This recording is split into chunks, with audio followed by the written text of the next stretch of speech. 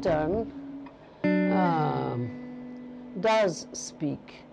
And I thought even in the first presentation of the essay, which I gave as a speech, that the subaltern was speaking. But what I minded was that the subaltern could not be heard. In other words, the speech act was not allowed to be completed. That, and the word allowed is important because there wasn't preparation on the part of the elite to be able to hear, not even listen, but hear. And so that position remains unchanged because there is constant subalternization, especially today in the situation of economic restructuring. The subalternization is almost automatic. Subaltern is not an identity, it's a position. And so the same people do not necessarily remain subalternized. And as for the impossibility of representation, that was not really ever my point. My point, because after all I believe in parliamentary democracy, which is a representational structure. My point was that when Deleuze and Foucault were talking about representation, they were not taking into account that for Marx, whom they were discussing a little in terms of the working class, for Marx, representation was not always used as a word. The two different kinds of words were used. One was vertreten, that is to say proxy, which is democratic structural representation. And the other was darstellen, which was portrait, which is really not democratic representation. And today, for example, the problem that I have is, since we have a very identitarian world where parliamentary voting blocks in the names of ethnic groups, women, and so on, they have taken away the thought of class. And so upwardly class mobile folks within a certain so-called identity group will present themselves without any kind of structured choice or anything as speaking for the group. So people think that I had a problem with someone from another more dominant ethnic group represented. No, I had a problem, which I still have, which relates to people from a higher class representing themselves as the identity group as a monolith, whereas there is real class differentiation within it. And the second question was, have cultural and post-colonial studies influenced changes in the situation of the subaltern, either from a symbolic or practical point of view? Well, I don't know about, the different countries of the world, but my own sense is that, it's a question of class again. Since we are talking about cultural and post-colonial studies, we are talking about university. And I believe today especially the connection between what used to be called the public intellectual, they don't really exist anymore. But today at least, the connection between the university and policy, which is really big in today's world, it has weakened to the point of non-existence.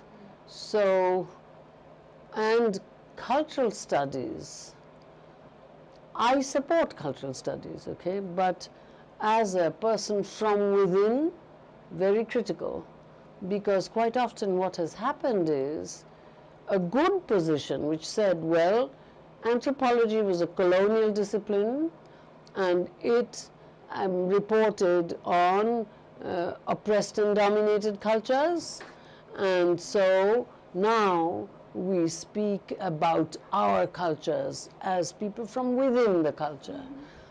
What we have to watch out for is the idea of a subject, an intending subject, presenting a culture and offering a correct view. This may be very, very useful in confrontational politics, and I'm all in favor. This may be very, very useful in the critique of the discipline as it used to be, and I'm very, very much in favor. But when it comes to the person being able to report his or her culture, I am deeply skeptical, because there is no autocritique, there is no possibility of this class mobile argument. There is no possibility of ideology critique. And so I feel, and also it's a pre-critical theory of the subject, that I can speak my culture. Culture alive is mistaken for human nature. That is the nature of culture.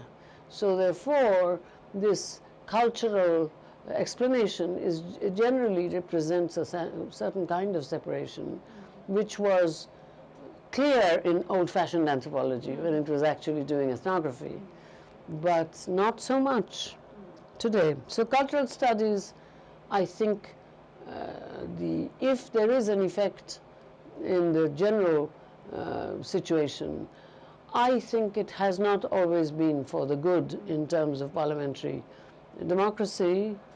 And post-colonial studies, no, I don't think so, because the actual post-colonial nations are neo-patrimonial states. Patrimonial here in a state meaning different from the one you use when you use that word. Neo-patrimonial states, where the so-called structures of democracy are used to preserve a one-party state. So post-colonial nations are problems rather than solutions. So the idea of post-colonial being used by minorities or immigrant groups within metropolitan societies, that is a different situation.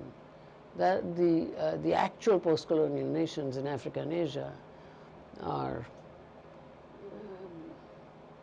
disappointing in terms of what is happening. And I speak as a person from one of them, yes. The third question is, generally post-colonial first world thinkers, or the so-called northern studies, have usually ignored the South's reflective productions. Therefore, do they not reproduce the subalternity that they denounce? In general, of course, I'm in agreement with this, but I, first of all, as I was explaining yesterday, don't think that the subaltern's reflective productions are available for the consideration of thinkers anywhere, including, and I'm myself a little skeptical of the distinction between North and South today, because that makes us ignore the North in the South, and I suppose also the South in the North. So therefore, I would rather not have this kind of division. In fact, the reflective productions of the South, when it's offered by folks from the global South as alternative epistemologies and so on, generally are not, they're representations rather than what's actually going on at the bottom. And that problem is not within whether we are reading, whether we are ignoring, etc. More than ignoring, I think what also happens is that so-called Southern reflective productions are complicit with the idea that whatever is happening in the North, although I don't really go with this kind of division, and complicit meaning folded together, as I said this morning, rather than conspiratorial, And what they're doing is they are reproducing this kind of, love us, we are Southern type thing, and it becomes a sort of foregone conclusion, South is good, the North is bad type thing. I think we should confuse these distinctions and not take them as presuppositions as we enter the field of intellectual production. That's my feeling, and as a teacher myself, what I try to do is protect young thinkers from being swamped with with dominant theorization too quickly, so that they can actually make their own mistakes and be ready at a certain point. But that's slightly different from your question.